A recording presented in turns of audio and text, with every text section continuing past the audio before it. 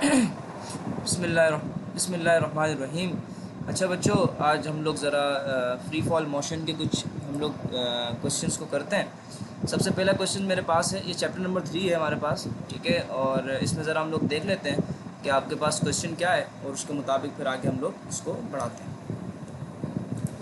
जब बेटा क्वेश्चन हमारे पास एक है, अगर आप इसको गौर से देखें, क्वेश्चन में आपको क्या रहा है।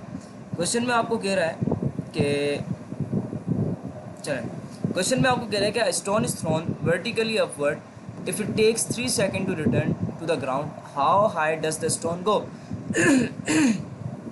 आपको कह रहा है कि एक हमारे पास बंदा है और सपोज मान लो, इमेजिन कर लो कि मेरे पास एक बंदा खड़ा है। इसने क्या किया है, इसने एक स्टोन को थ्रो किया है अपवर्ड, वर्टिकली क्या फेंका है इसने पत्थर को ऊपर की तरफ फेंका है।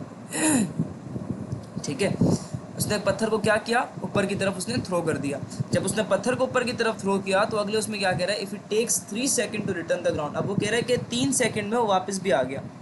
3 सेकंड के अंदर वो क्या हुआ, हमारे पास वो पत्थर जो है वो ज़मीन पर वापस स्ट्राइक कर गया।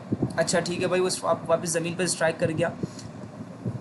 How high does the stone go. अब आपके पास आपने एक मालूम क्या करनी है, आपने हाइट मालूम करनी है। सिंपल आपके पास है क्वेश्चन में, आपको क्या मालूम करने को कह रहे हैं, हाइट मालूम करने को कह रहे हैं। देखें भाई, अब आपके पास दोस्त में आपके पास जस्ट ना डेटा बनाते हैं। डेटा के अंदर इस वक्त आपको सिर्फ क्या दे रहा है, डेटा में फ़िलहाल के लिए अब मान लो कि आपको डेटा में सिर्फ क्या दे रहा है बेटा, वो टाइम दे रहा है। और टाइम कितना दे रहा है, 3 सेकेंड दे रहा है। ठीक है, 3 सेकेंड वो आपको क्या दे रहा है बेटा, डेटा के अंदर वो आपको टाइम दे रहा है। ठीक है, हमने मान लिया कि हमारे पास 3 सेकेंड टाइम है। वो सवाल में लिखा है कि if it takes 3 second to return the ground, ये हमारे पास टाइम दे रहे हैं। वो कौन सा टाइम है, जब भी हमारे पास पत्थर कहाँ आएगा, ज़मीन पे आएगा। जब वो under the influence of gravity move कर रहा है, यानी वो आपके पास आसमान से यानी हाइट से वापस नीचे की तरफ आ रहा है, ज़मीन की तरफ आ रहा है।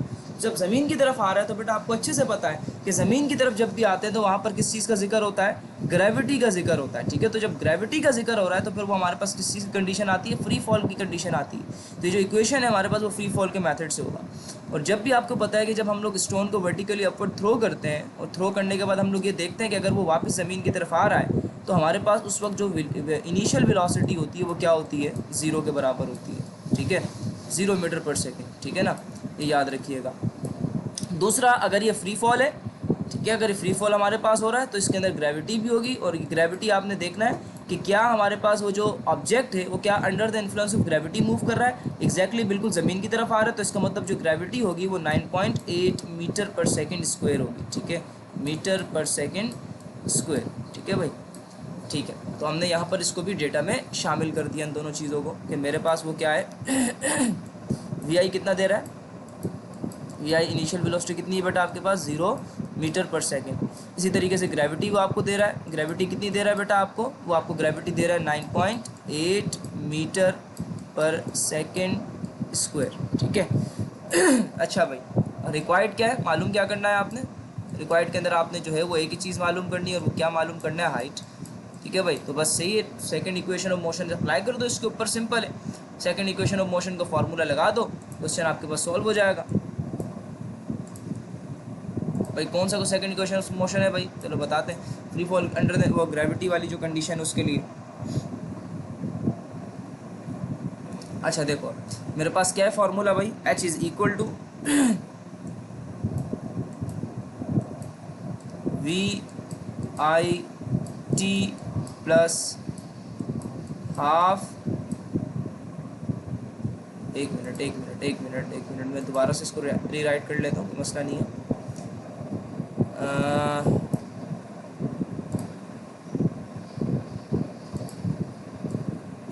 H is equal to V I T plus half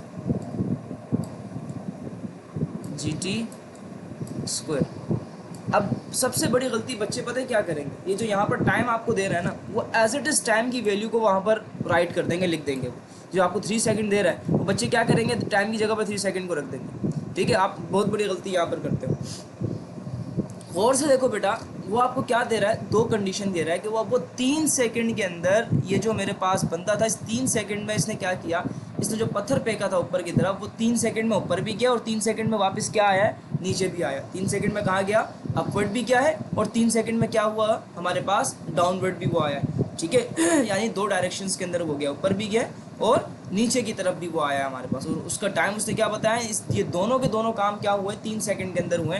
तो हम लोग सिंपल क्या करते हैं, इस 3 को डिवाइड करवा देंगे 2 के साथ, 3 को क्या करवा देंगे, 2 से डिवाइड करवा देंगे, तो मेरे पास जो आंसर आएगा वो होगा 1.5 सेकेंड। अब जो टाइम है, आप जब यहाँ पर इसको अप्लाई करेंगे तो अब आपके पास जो आंसर होगा वो बिल्कुल करेक्ट होगा। 0 vi की जगह पर 0 रखा, मल्टीप्लाई बाय t कितना दे रहा है आपको, 1.5, ठीक है भाई, प्लस हाफ जी की वैल्यू क्या है मेरे पास, कांस्टेंट है, जो क्या है बेटा मेरे पास 9.8, और टाइम कितना वो आपको वहाँ पर दे रहा था 1.5 सेकेंड।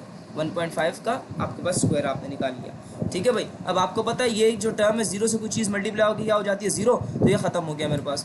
सिंपल क्या बचा मेरे पास, 9.8 हाफ, 9.8 और 1.5 का स्क्वायर। अभी हमने इसको करना है, जब आप 9.8 को 1 से मल्टीप्लाई करवाएंगे तो क्या होगा 9.8, और 9.8 को 2 से डिवाइड करवाएंगे तो आपके पास आंसर आ जाएगा 4.9, मल्टीप्लाई बाय अगला आपके पास क्या है 1.5, 1.5 का स्क्वायर खोलें आप, तो 1.5 का जब आप स्क्वायर खोलेंगे तो आपके पास आंसर आएगा 2.25, और यही आपके पास जब आप 4.9 को मल्टीप्लाई करवाएंगे किसके साथ बेटा, 2.25 के साथ, तो आपके पास आपकी हाइट आ जाएगी, कितनी आएगी, ये आपके पास है 11.05 मीटर।